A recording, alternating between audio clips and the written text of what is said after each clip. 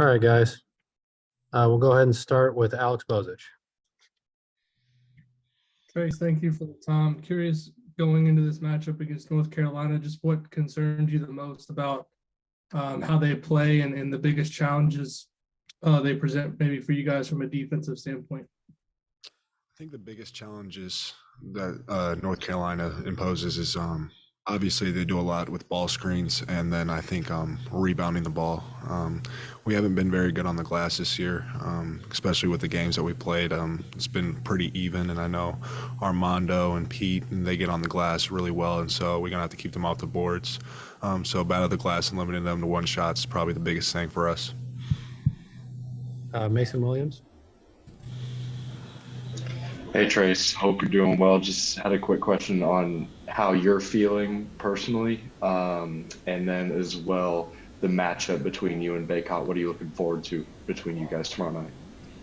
Yeah, I'm obviously I'm not 100%, but I will be playing tomorrow. Obviously, it's a huge game, so that's out of the door. I'm playing tomorrow, so if you want to get that out there, that I'm playing, and then me versus Armando, it's going to be a big key in the game, but at the same time, it's a lot more than just one matchup on the court. They got a lot of really good players, Caleb Love, RJ Davis. They're taking actually more shots than Mondo, and so we're going to have to hold those guys in check because they get them up.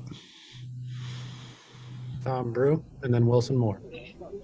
Trayce, the basketball fan in you, how much are you kind of looking forward to those guard matchups during part of that game, too, with RJ and Caleb going up against your guys? I mean, it's obviously a huge challenge on both ways. Yeah, it's going to be really, really fun. I think Xavier and Jalen are looking forward to the challenge, starting on those guys, and it's going to be cool to watch them battle. All of them are great players, and so just watching them create and do things on the floor is going to be cool. Wilson and then Zach. Trayce, a couple of the earlier games this year, you've had a decent size advantage just in the post. North Carolina has some bigger guys they can throw at you. Just how does that affect what you're able to do offensively? I think the biggest key for me is kind of similar to the Xavier game. I'm just catching the ball more out towards the mid post and on the wing kind of almost, and just taking them off the dribble I think will be a key because I feel like I'm quicker than them.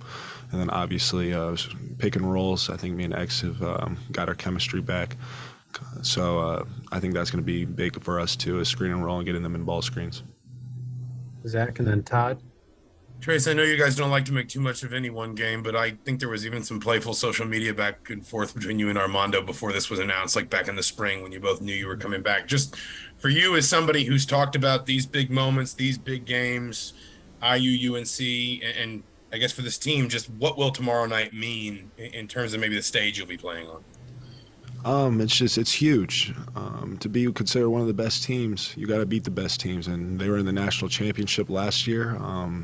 They've dropped 2 games, but at the same time, they're a great team, and I know that they're going to be hungry. They have a game plan for us, and we're going to have to bring it. It's going to be electric here tomorrow, and I really can't wait to see how it's going to be. It's going to be a primetime matchup. It's at 9 o'clock. It's a primetime game, and they're going to battle, and we're going to have to battle too because they're a really, really good team. Todd and then Emma. Trayce, kind of along those same lines, this program has reached a level where, it's a matter of expecting rather than kind of hoping. Have you guys as a team kind of embraced the idea that, you belong in the top 10 and you've earned that right to be in the top 10? How do you guys handle that? And also, where is your level physically right now? Where is your level of discomfort? How is it bothering you the most right now? For me, and I think my teammates, I can speak for them as well. I think it's when you're the dog at the top of the hill, you got teams coming in and trying to beat you. And obviously with this program, it's already kind of happened that way because it's so historic. And so when you come in to play Indiana, you're getting everyone's best shot. But it's almost different now. And now me and my teammates, I feel like we play with a chip on our shoulder. We confidently know that we're one of the best teams in the country, and we got to play like that or teams are going to bring it to us. And so I think that's the biggest thing for us is we play with a chip on our shoulder now, and that just hasn't happened in the years past. And then with me physically, obviously I don't think I'll be 100% for the game, but I think Timmy G and Dr. Rink have done a really good job, and not as in pain as I won last week, but kind of taking it easy in practice this week. But I think with the adrenaline and how the crowd's going to be, I'll be fine for the game. Obviously, I'll play my hardest. They're going to have to take me out in a stretcher if they're going to have to do that. So I'll be ready to go. Emma and then Jim.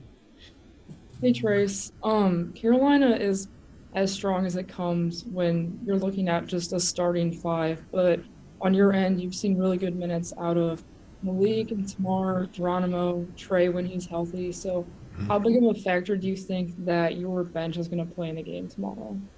They're going to be a huge factor. They've been a huge factor in every game this year. And I think that's actually big for us because we really have, in my opinion, we have two starting fives. We could really platoon sub kind of like the Kentucky team did. But I think with Carolina playing about 7 to 8 guys, it's going to wear and tear on them because we can throw different bodies at different people. And so I think as the game goes along, that's going to be a huge part of it. Jim, and then we'll wrap up with Mike Schumann. Trayce, talking about these big moments, what does it do for your game personally? Do you feel your game elevate? I know you try harder in every game, but what is it about those big games that elevates your own personal game? And then secondly, was dog your word for the press conference? So the first answer is, yeah, I just believe when the stages are higher, it just makes me want to even shine brighter almost. I live for those moments. I live for big time games. I live for playing in these big time games and these marquee matchups. Just trying to prove that I'm one of the best in the country. And so it's huge for me and it's huge for my teammates. I think they're the same way. And then no, dog was not my word. I didn't have a word today, so I forgot to ask Miller. Last question, Mike Schumann. Yeah, Trayce, you talked about the electric environment tomorrow night. You know, with Jalen and Malik specifically, I know they came to IU very prepared with their skill set and physically and all that. But you know, what's your message to them in terms of just not letting the moment be too big tomorrow night? With them, I kind of said the same thing during the Xavier game. At the beginning of the Xavier game, I just looked at Fino. I said, just play as hard as you can.